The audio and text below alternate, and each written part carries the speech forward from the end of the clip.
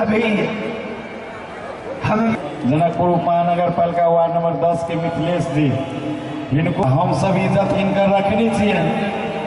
अब जल्दी से महेंद्र जी के कहबे कनी समय के देखे ईरान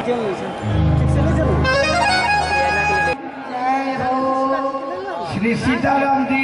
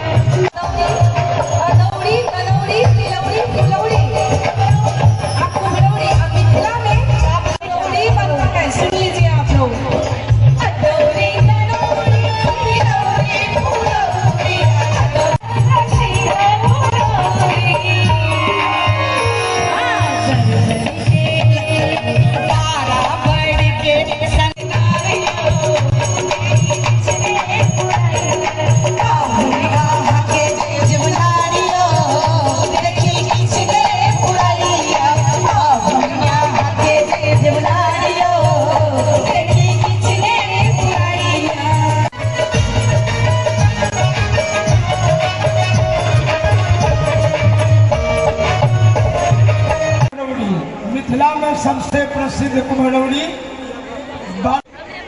क्या चीज का बनता है? बादाम बेसन से।